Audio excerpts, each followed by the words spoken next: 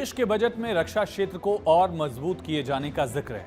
इसमें डिफेंस के लिए 6.2 लाख करोड़ रुपए का प्रावधान किया गया है, जो पिछले साल के मुकाबले तकरीबन 3.4% ज्यादा है।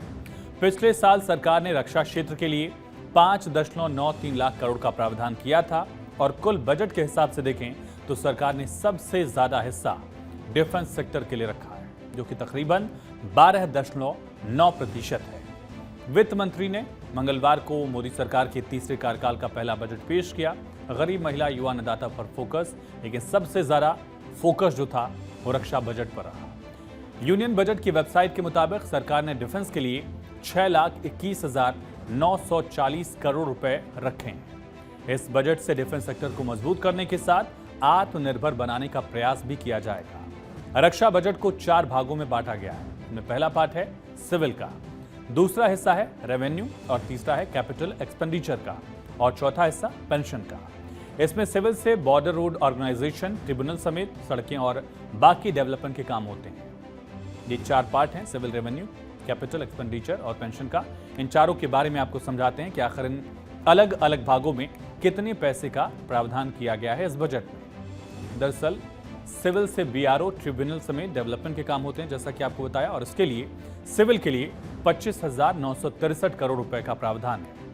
रेवेन्यू बजट से रक्षा क्षेत्र में सैलरी बांटी जाती है। जो सैनिक जवान हमारे काम कर रहे हैं उनको सैलरी मिलती है। इसके लिए 2,82,772 करोड़ का प्रावधान रखा गया है।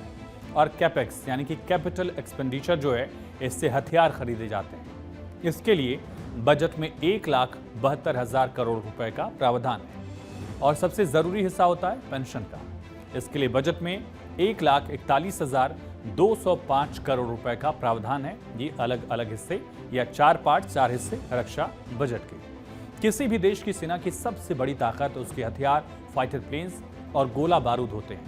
रक्षा बजट में हथियार और उपकरण खरीदने के लिए सरकार ने 1,72,000 करोड़ रुपए का प्रावधान किया और इस पैसे से एयरक्राफ्ट और एयरो इंजन खरीदे जाएंगे। हैवी और मीडियम व्हीकल, अन्य हथियार, गोला बारूद भी खरीदा जाएगा। अन्य तकनीकी उपकरणों से भी सेना को लैस किया जाएगा। इसकी यहाँ पर कार्य योजना है। सेना के लिए स्पेशल रेलवे वैगन भी खरीदे जाएंगे। सरकार इस बजट से एयरक्राफ्ट और अन्य उपकरण भी खरीदेगी। नेवल फ्लीट को मजबूत किया जाएगा। अन्य नेवल डॉकयार्ड प्रोजेक्ट भी शुरू किए जाएंगे। एयरफोर्स के लिए एयरक्राफ्ट, हैवी व्हीकल, अन्य उपकरण खरीदे जाने की भी योजना है। और डिफेंस बजट में सेना को आत्मनिर्भर बनाने के लिए भी कई प्रावधान हैं। इनमें तीनों सेनाओं के लिए हथियारों और उपकरणों के निर्माण के लिए परियोजनाओं की तैयारी की गई है। सार्वजनिक उद्यमों में भी निवेश के लिए सरकार तैयार है।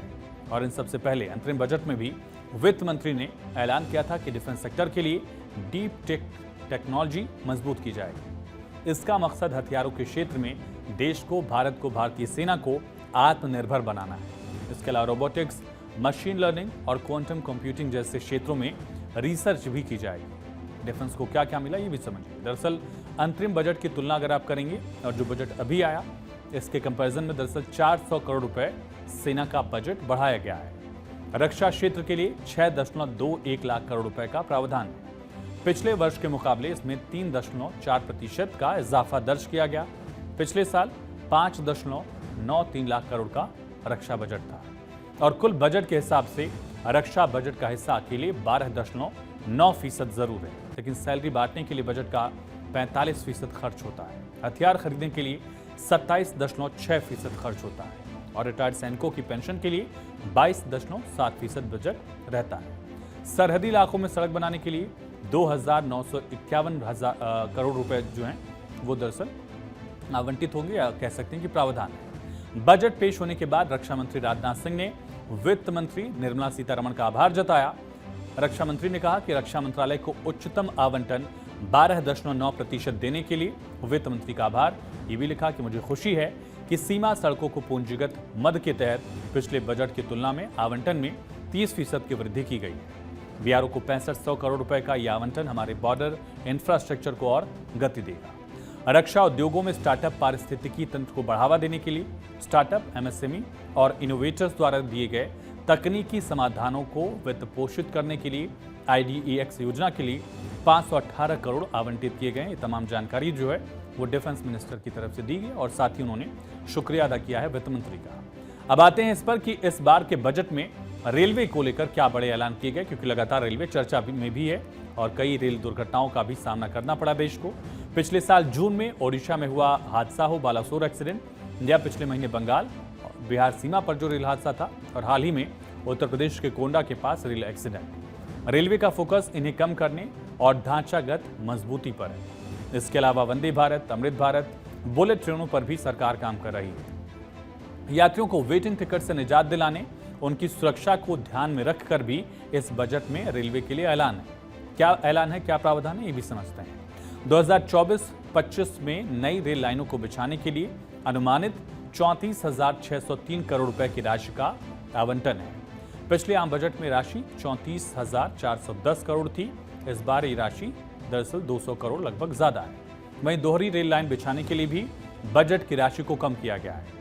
2024-25 के बजट में इसके लिए अनुमानित 29,312 करोड़ रुपए आवंटित किए गए और पिछले बजट में 35,046 करोड़ आवंटित किए गए थे।